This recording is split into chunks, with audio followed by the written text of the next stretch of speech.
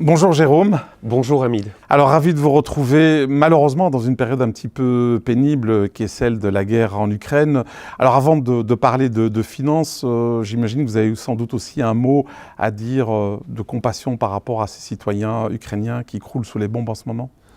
Bien sûr, ce conflit crée énormément d'incertitudes et pour les analystes comme nous, c'est pas si facile, mais ça n'a rien à voir avec la souffrance que les peuples ukrainiens et russes sont en train d'endurer. Donc nos premières pensées vont pour ces personnes. Et c'est important de le dire, je pense qu'être dans la finance n'empêche pas d'avoir du cœur, autant le préciser d'emblée. Alors justement, l'actualité, elle bouge énormément, très vite, et ici on parle des Américains qui viennent d'annoncer qu'ils pourraient éventuellement interdire les importations de pétrole russe. Alors on peut imaginer que les États-Unis, finalement, ça ne va pas beaucoup les affecter. D'abord, ils sont loin du champ de conflit, et ensuite parce qu'ils sont quasiment autonomes en termes énergétiques. Mais ce n'est pas le cas de l'Europe. Là, ce serait plutôt une mauvaise nouvelle. Précisément, si les Européens en venaient à couper leur approvisionnement au départ de la Russie en pétrole, en produits raffinés ou même en gaz naturel, ce serait vraiment quelque chose qui aurait un impact très fort sur la situation européenne. Et c'est pour ça qu'on pense que ça n'arrivera pas. Juste le pétrole importé venant de Russie pour l'Europe représente 20% de notre demande. C'est quasi impossible de trouver un remplacement pour ce pétrole qui vient de Russie et dont on a besoin. Alors imaginons que les politiques, pour diverses raisons, ne vous suivent pas dans votre raisonnement et que malheureusement on en arrive à ce scénario-là, un scénario de l'extrême. Ça veut dire quoi? Un choc brutal sur la zone euro, peut-être une possibilité de tomber en récession alors qu'on vient juste de sortir du Covid et qu'on était avec un effet de rattrapage. Voilà, donc pour nous c'est quelque chose qui est très difficile à imaginer, qu'on en arrive à une telle cassure dans l'approvisionnement du pétrole. D'ailleurs, Scholz a confirmé que pour lui, c'était inimaginable. Alors, évidemment, on va avoir un choc quand même de cette guerre sur l'économie européenne. On va avoir un choc probablement au niveau du consommateur, etc. Mais n'oublions pas que l'économie européenne, pour l'instant, a quand même pas mal de momentum. Elle sort du corona, donc c'est une bonne chose.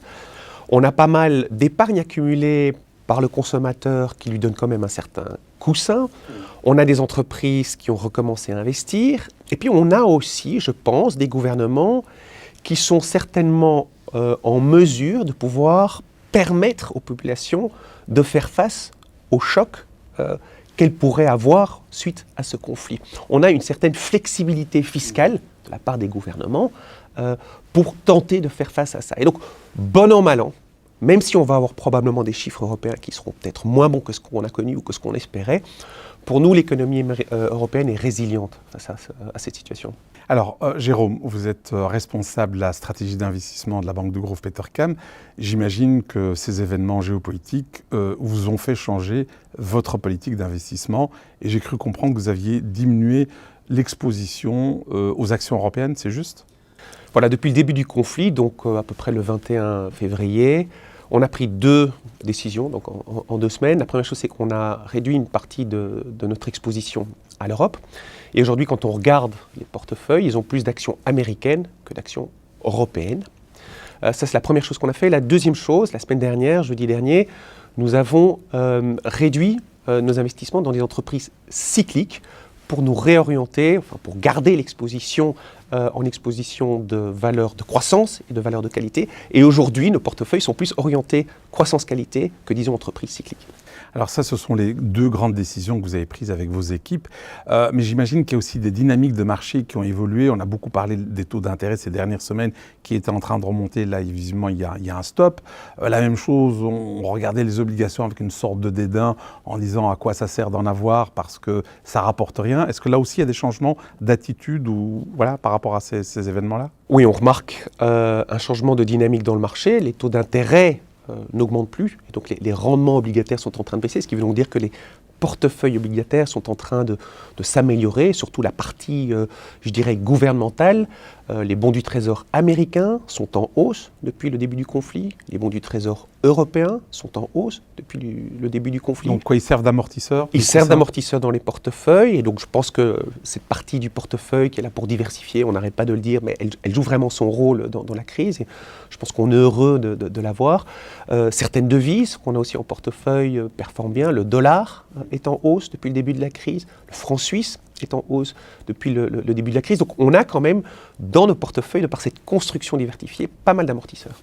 Alors Jérôme, une question que je pose rarement, mais c'est la première fois où je suis vraiment beaucoup plus à l'aise d'être l'intervieweur que l'interviewé. Comment est-ce que vous faites pour gérer tous ces portefeuilles avec des scénarios qui vont parfois à l'extrême jusqu'à une possible guerre nucléaire? Comment vous faites?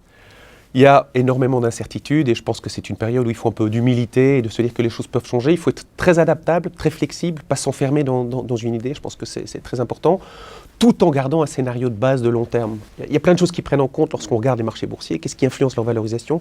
Tendance à dire qu'il y a 3 choses. Il y a le niveau des taux d'intérêt, le niveau des bénéfices et la croissance à long terme. Les taux d'intérêt sont plutôt en train de baisser.